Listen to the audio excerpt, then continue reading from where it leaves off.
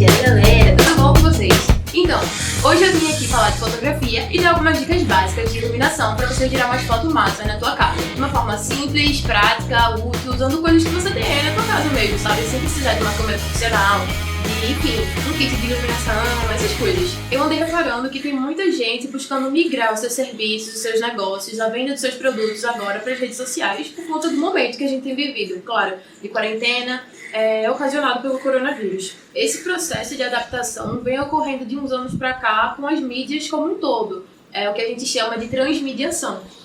Só que, devido ao que a gente está vivendo agora, isso tem ocorrido de uma forma brutal e não natural. E quem não está totalmente preparado para arcar com essas mudanças, com essa adaptação para as redes sociais, para o universo online, acaba se lascando. E é por isso que eu resolvi fazer esse vídeo, para dar um help para essa galera que, enfim, não tem condição agora de arcar com o investimento de um fotógrafo, mas está querendo se posicionar em meio a essa selva de lives e conteúdo, muito conteúdo, às vezes conteúdo que não é tão bom assim e, consequentemente, não é tão efetivo.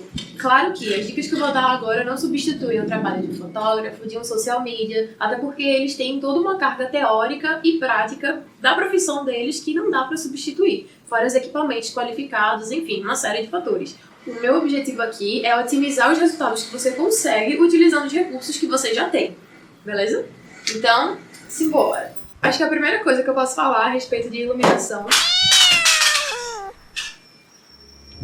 A primeira coisa que eu posso falar sobre iluminação, com certeza, definitivamente, é luz do sol. É uma fonte de luz, com certeza, a mais forte que você vai ter, é totalmente de graça, tá aí pra todo mundo, quem quiser usar, tá disponível.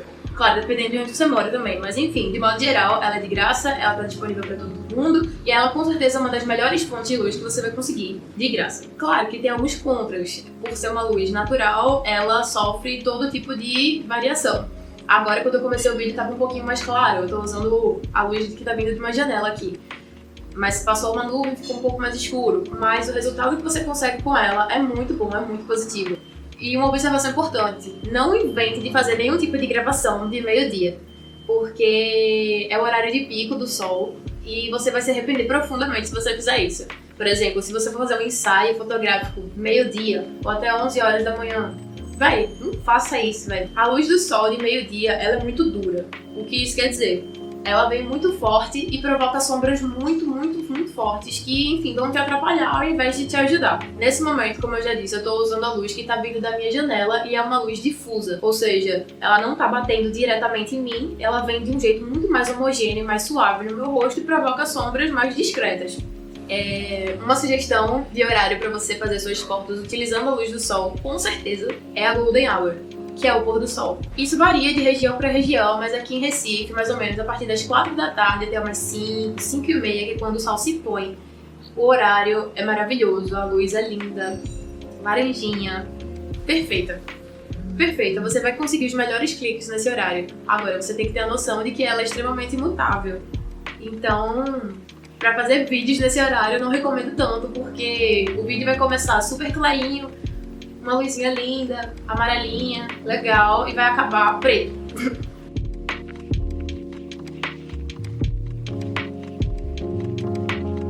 A segunda coisa que eu posso falar é com relação às fontes de luz que você vai utilizar. Você precisa de pelo menos duas.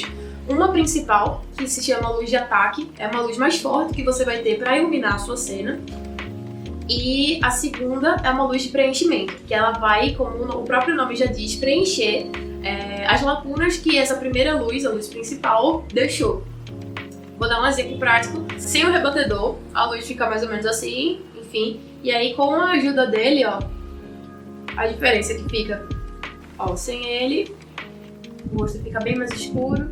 E com ele, dá essa preenchida. Ele é mais fraco e, enfim, ajuda. E o meu rebatedor é basicamente uma forma de alumínio.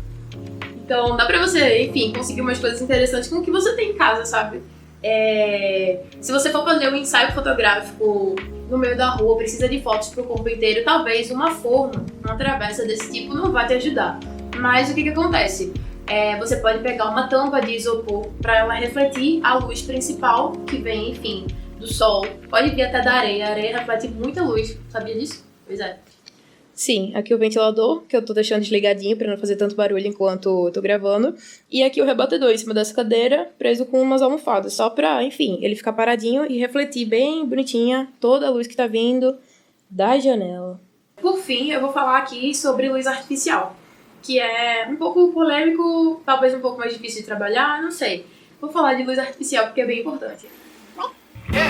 Você pode manusear a luz artificial com facilidade se você tiver um abajur, uma luminária, enfim, qualquer coisa assim do tipo, certo? Nesse caso aqui, eu tô com um abajur e eu vou usar ele como fonte de luz principal. Lembrando que, tipo, esses conceitos de luz principal, luz bruta, luz difusa, tudo isso vai ser utilizado agora para falar um pouquinho da luz artificial propriamente dita. A luz que a gente consegue com as lâmpadas que a gente tem na sua casa pode ser útil, mas ela é um pouco mais difícil de trabalhar porque é uma luz.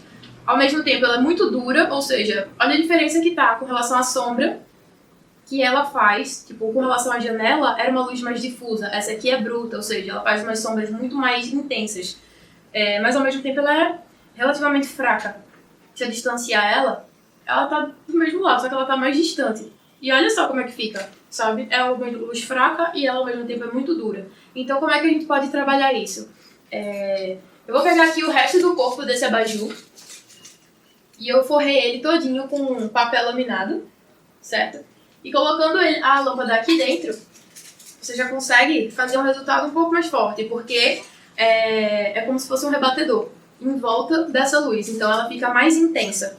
É uma saída para deixar a luz um pouquinho mais forte, mas ela continua muito dura. Então o que eu posso fazer para deixar essa luz um pouco mais tênue? Sacola plástica.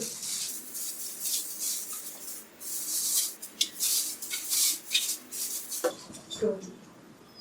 Ela tá muito mais difusa agora, mais intensa, só que esse lado do meu rosto ainda tá extremamente mais escuro. Então o que eu faço? Posso usar uma luz de preenchimento, que nem eu havia dito anteriormente.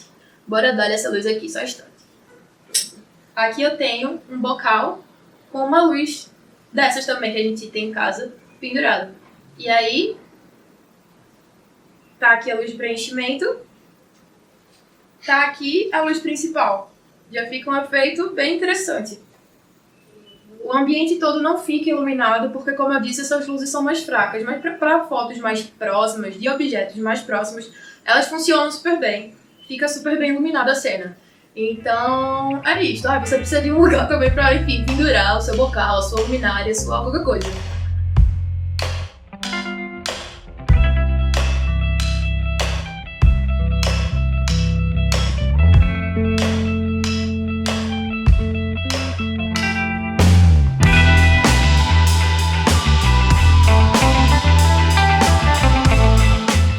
Ressaltar que você pode, inclusive, usar a sua criatividade. E apesar de não ter luzes coloridas, por que não pegar o que você tiver em casa? Pode ser outra sacola,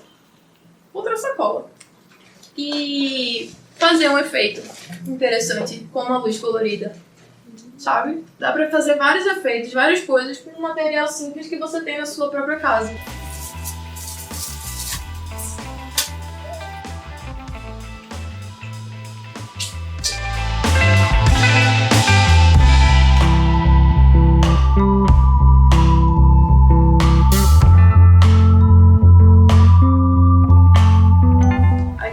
Sacola, ela é um pouco menos transparente, mas ela ainda passa luminosidade.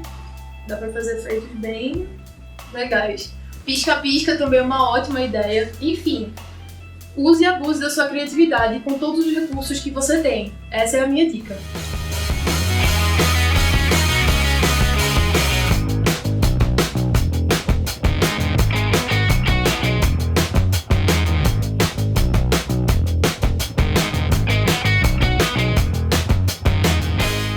É isso, gente. Espero que vocês tenham gostado, que esse vídeo tenha sido útil para alguém e que ele tenha contribuído para que você desenvolva as suas ideias da melhor forma, que você não se sinta preso só porque você não tem um equipamento massa, sabe? Se você conhece alguém que, enfim, vai curtir o conteúdo desse vídeo e que possa, enfim, ter insights criativos, a partir do que eu falei daqui, manda esse vídeo para essa pessoa e, enfim, vamos distribuir conteúdo e vamos distribuir conhecimento para as pessoas, porque isso é muito importante. E é isso, véi. Tamo aí pra se ajudar. Se vocês tiverem alguma sei lá, alguma crítica ou alguma dúvida, só entrar em contato comigo e tamo junto. Simbora. Fazer fotos bonitas.